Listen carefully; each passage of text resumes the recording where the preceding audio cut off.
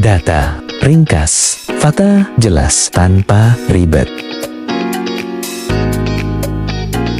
Halo, bersama kami lagi di sini, di Data Ringkas. Oke, pernah nggak sih kalian kepikiran siapa sebenarnya yang megang kendali di panggung dunia? Nah, hari ini kita bakal coba buka tirai. Kita akan lihat keputusan-keputusan tersembunyi yang ternyata udah ngebentuk benua, mencegah perang, dan terus-terusan ngaruh ke dunia kita dengan cara yang ya jarang banget kita sadari.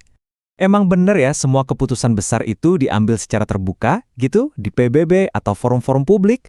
Atau jangan-jangan ada lapisan diplomasi lain yang main di belakang layar? Oke, yuk kita selami bareng-bareng dunia diplomasi bayangan ini. Nah, ini dia yang kita sebut diplomasi bayangan. Jadi ini tuh semacam arena tersembunyi, tempat kesepakatan-kesepakatan paling fundamental seringkali dinegosiasiin, jauh dari sorotan media, jauh dari pantauan publik. Jadi, diplomasi bayangan ini bukan cuma satu jenis ya. Anggap aja ini kayak kotak peralatan. Isinya macam-macam. Ada perjanjian rahasia yang benar-benar disembunyiin, ada juga komunikasi informal lewat jalur belakang buat ngeredahin krisis.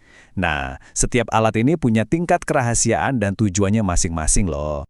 Biar kita kebayang dampak nyatanya tuh kayak gimana, yuk kita coba mundur sedikit ke masa Perang Dunia Pertama. Kita lihat salah satu contoh yang paling terkenal dan paling kontroversial. Jadi ceritanya, pas Perang Dunia Pertama lagi panas-panasnya, Inggris sama Prancis ini diam-diam bikin rencana buat bagi-bagi kue kekuasaan di Timur Tengah. Padahal loh, di saat yang sama mereka juga janjiin kemerdekaan buat bangsa Arab sebagai imbalan bantuan mereka melawan Kekaisaran Ottoman. Wah, ini dia nih. Dan akibatnya, wah, luar biasa besar dan awet banget. Garis-garis yang mereka gambar seenaknya di peta itu akhirnya menciptakan negara-negara buatan.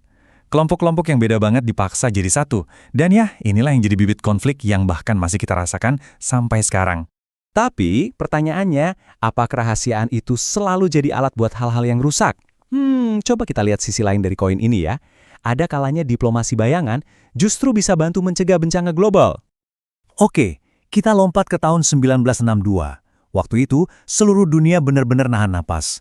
Amerika Serikat sama Uni Soviet udah di ujung tanduk perang nuklir. Di depan publik, ini kelihatan kayak konfrontasi yang super tegang dan berisiko tinggi. Tapi, di belakang layar ada permainan lain yang lagi dimainin. Nah, ini dia kuncinya. Yang dunia tahu, Soviet setuju narik rudal mereka dengan syarat AS janji nggak akan nyerang Kuba. Tapi, ada kesepakatan rahasianya. Ternyata, AS juga diam-diam setuju buat narik rudal Jupiter mereka dari Turki. Ini bagian yang disembunyiin. Justru, konsesi rahasia itulah yang bikin Khrushchev bisa selamat muka dan akhirnya nurunin tensi. Perang nuklir pun bisa dihindari. Nah, pertanyaannya, gimana bentuk kerahasiaan ini berevolusi dari zaman dulu sampai sekarang? Sekarang ini, perjanjian rahasia yang formal dan hitam di atas putih itu udah jarang banget. Pemerintah sekarang lebih sering pakai yang namanya perjanjian deformalisasi. Contohnya kayak nota kesepahaman, atau yang sering kita dengar MOU. Dan skala dari hal ini, wah bisa bikin kaget dan seringnya emang nggak kelihatan.